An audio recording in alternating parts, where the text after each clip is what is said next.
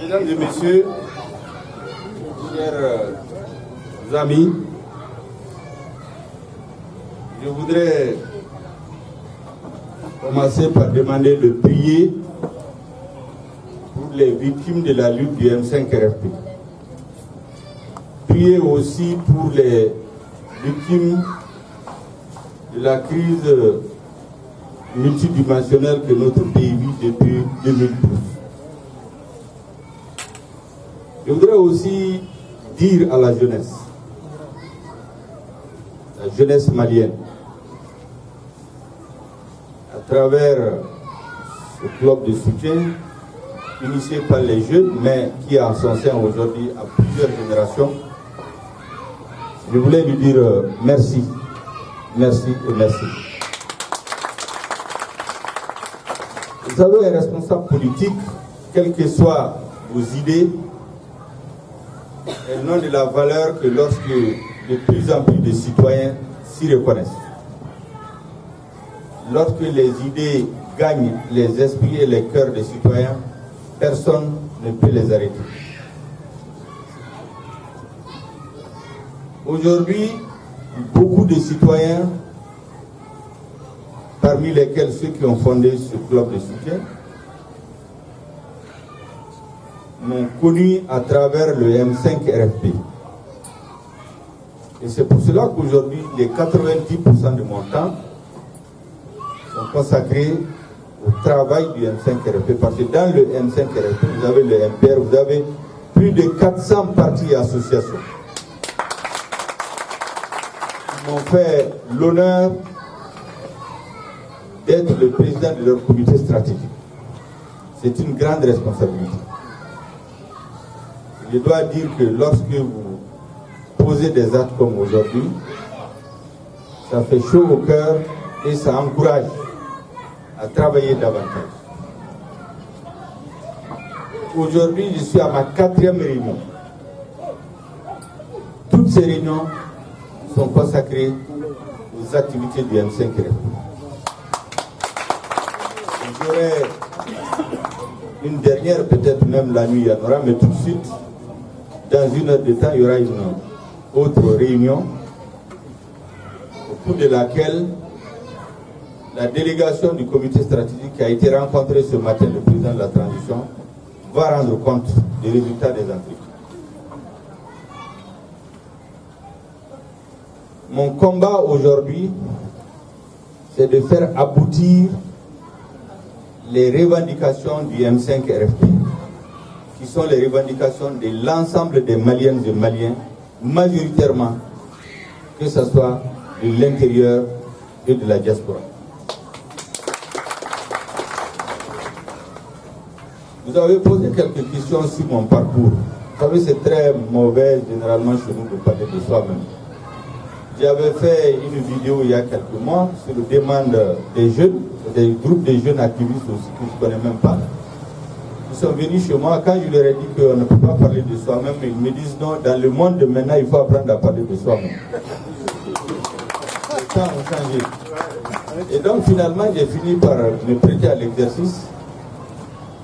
Je l'ai fait dans mon embarras approximatif, mais que les citoyens ont compris qu'il y a eu 100 000 vues en moins de 5 jours.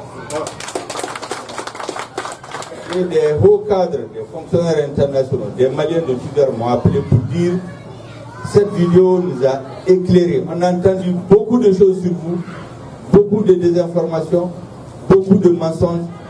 Cette vidéo nous a permis de comprendre que tout ce qu'on dit sur vous est vrai. Parce que tout ce que j'ai dit dans la vidéo, j'ai dit que personne ne peut les contredire. Là-dedans, j'ai parlé de mon parcours, de mes études. Quand j'ai fini mes études, je suis venu travailler à la Sotelma, j'ai fait mon service militaire. Ensuite, j'ai travaillé des années à la Sotelma, je suis devenu ministre de l'Industrie et du Commerce. Ensuite, j'ai été au CRT qui est devenu un MRTP, de la communication.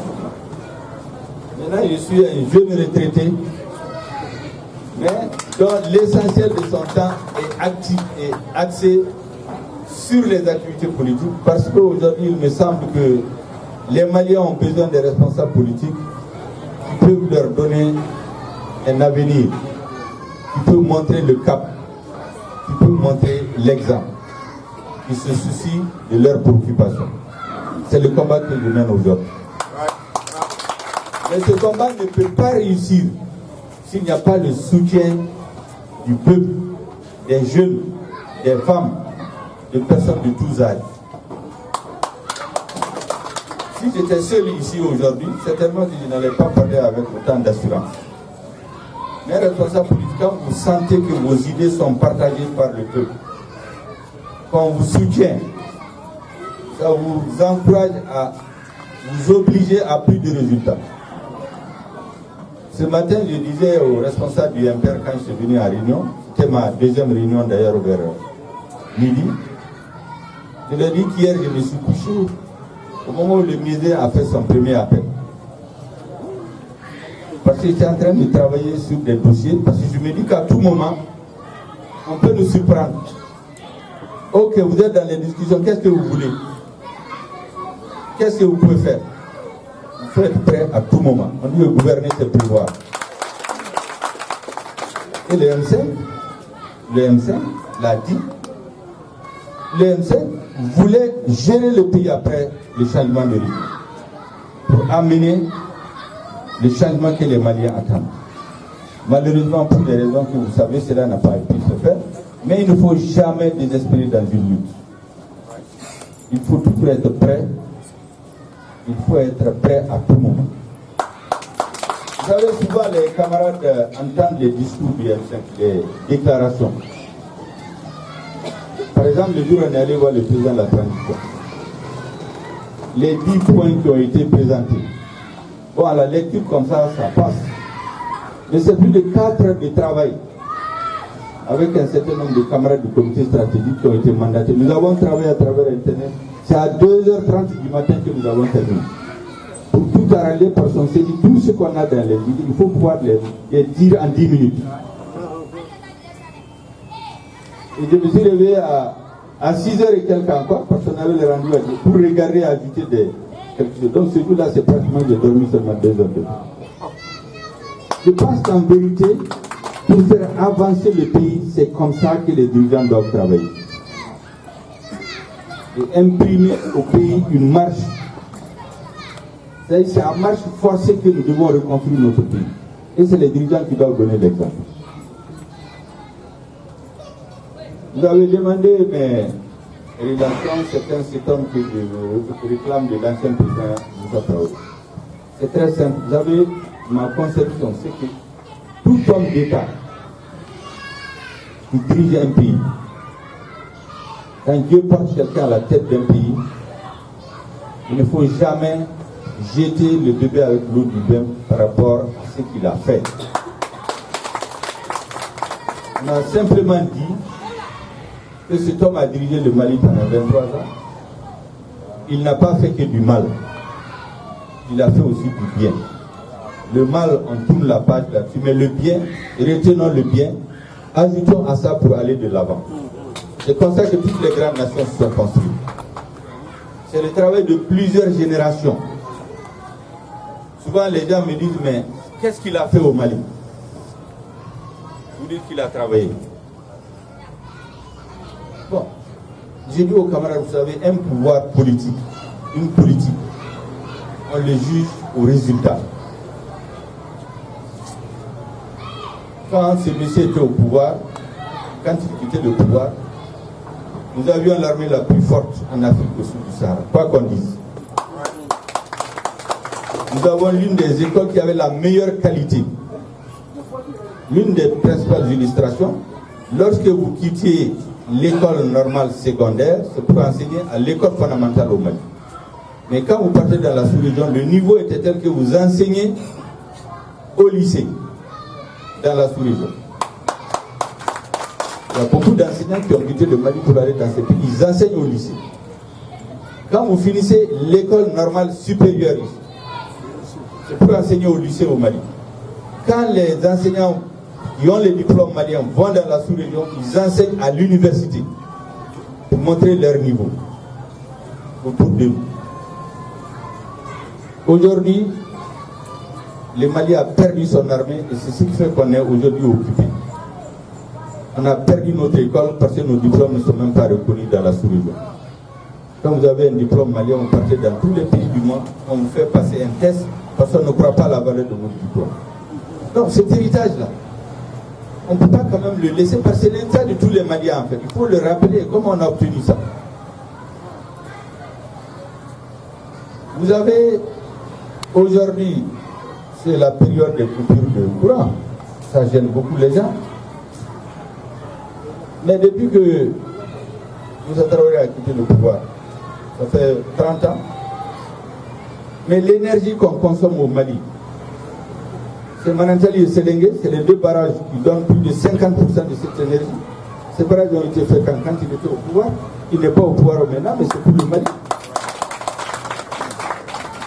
Il y a un pays voisin qui s'est attaqué au Mali par 2 fois, en 1974 et 1986, pour vouloir prendre une partie de notre territoire.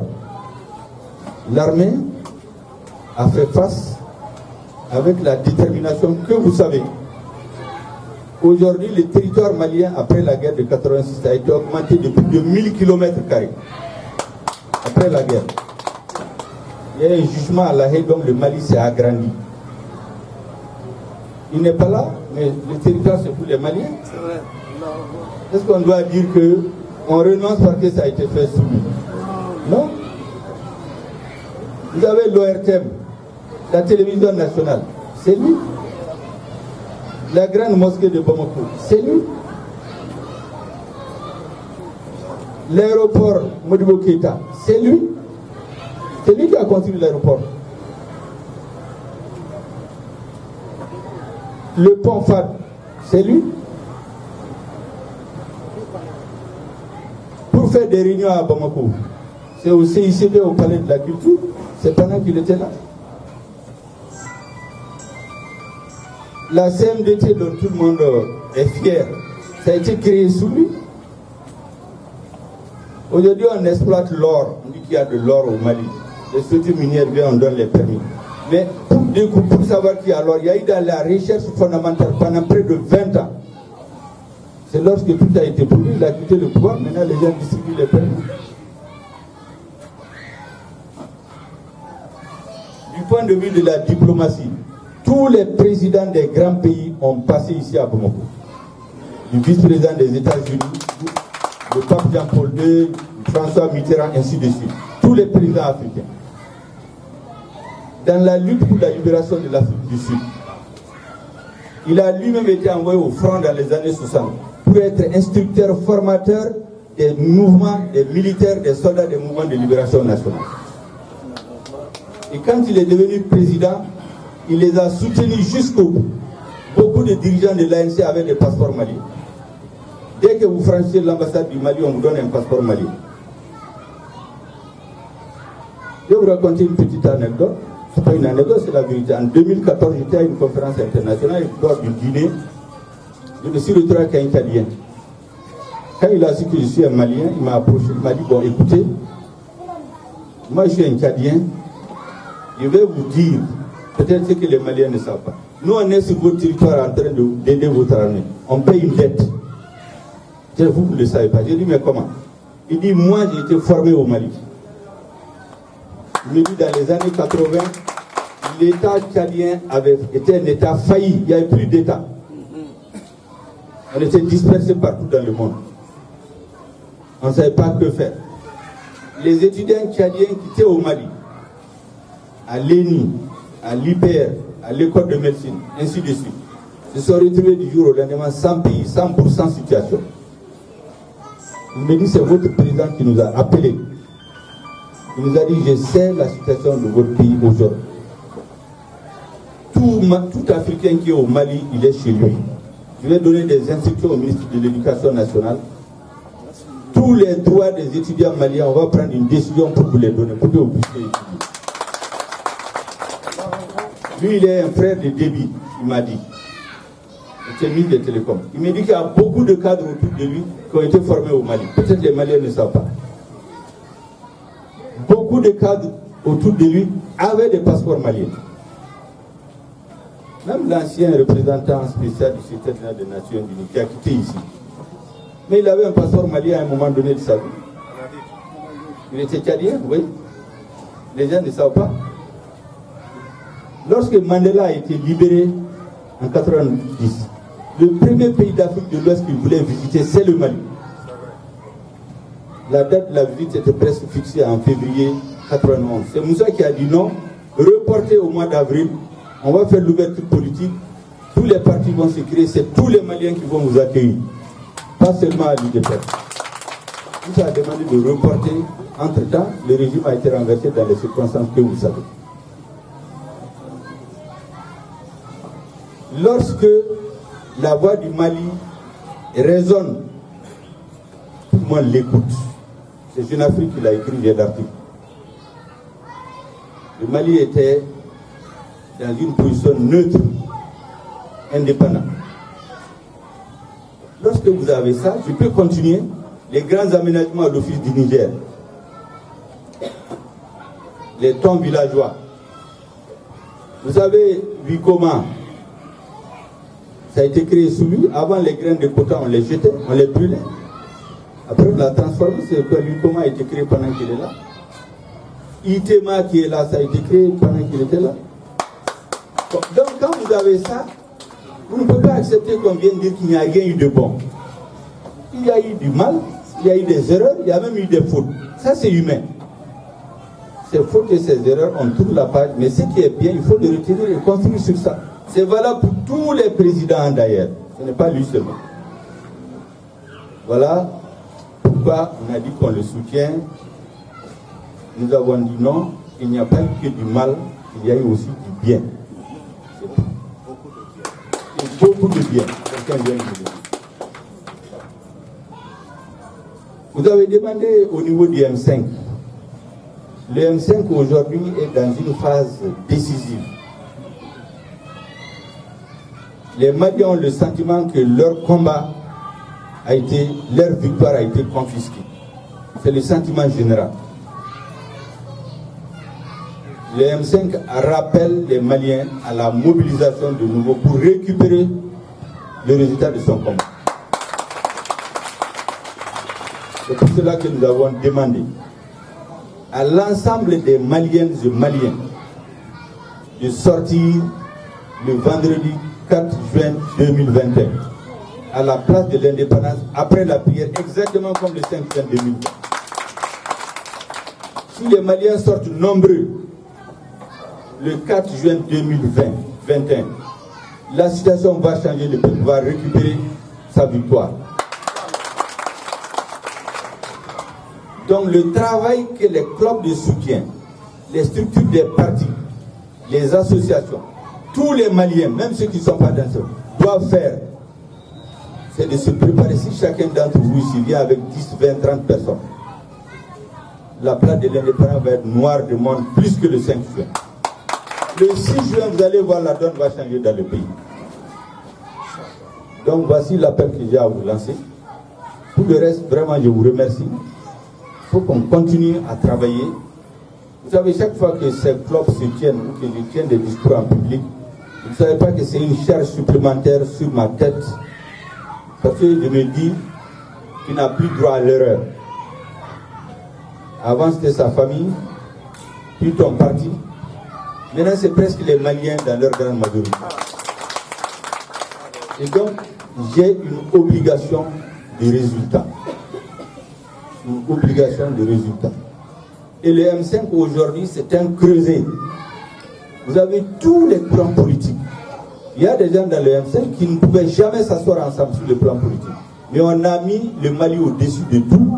On a mis le Mali au-dessus des considérations politiques, de nos passés idéologiques, de nos passés politiques, pour nous retrouver, pour sauver notre pays. Et ce combat ne peut pas réussir sans vous. Voici le message que je voulais vous apporter. Vous remercier encore et vous dire de se tenir la main pour récupérer la victoire du peuple malien et prendre la voie du changement, prendre la voie de l'avenir, prendre la voie de l'honneur et de la dignité de notre pays. Merci bien.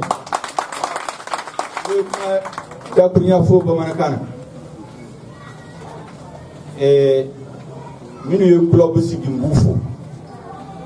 Avec Keleminabi, Atemena Club, Atemena M5, Atena Mperka, c'est une lutte du M5 et du peuple malien. Donc, c'est comme si vous apportez votre prix à la lutte du peuple malien.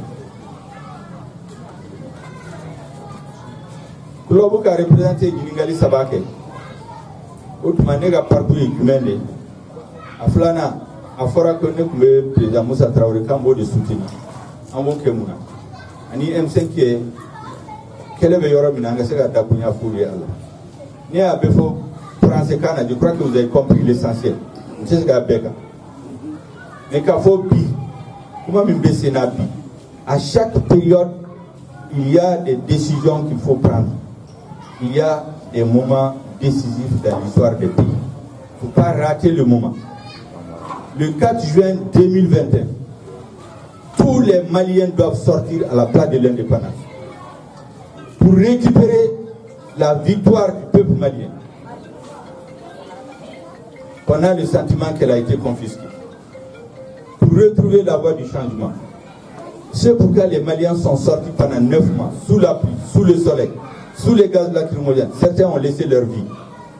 Il faut qu'on récupère la victoire du peuple malien pour opérer le changement. Dans l'intérêt de l'écrasante majorité des Maliens, principalement la jeunesse. Donc, moi, je ne sais pas si je suis politique la fin, ni club sigrabi, club ka test follow le 4 juin. Mao mani useka mgo mimbo, akira mgo fla, mgo saba, mgo nani, mgo tan. Ayu boka ta place de l'indépendance. Ni Juma Jigna do beka nyoma sur place de l'indépendance. Ni mgo chaira ka c'est 5 juin 2020 ma bien ka temoka. Odu bseje yerema bodo kola. Mais ni mgo mabo. Ba fu ko Malion segena. Ko Malion découragera. Ko Malion se ka keleke. Ko M5 yere mgo borako. Ko M5 ye kuma min fo Malion to e fa ko ereme. Donc pour qu'on ait un chola, beka ni tisi. Le babu ko mangambe na wuli. Ayado now ni mogo machaya de mangambe wuli. Ni mogo chayara. Mogo chitse maga mogo shilao. Si vous êtes 1000, 2000 personnes, vous savez qu'on a pas kaugazeo. Si vous êtes 500 000, mogo chitse ka courage soroka koka bena bagaba. Donc il faut sortir massivement le 4 juin 2021 que le peuple récupère sa victoire, récupère sa dignité, récupère son honneur et sa souveraineté. Parce que de ça, c'est le Merci bien.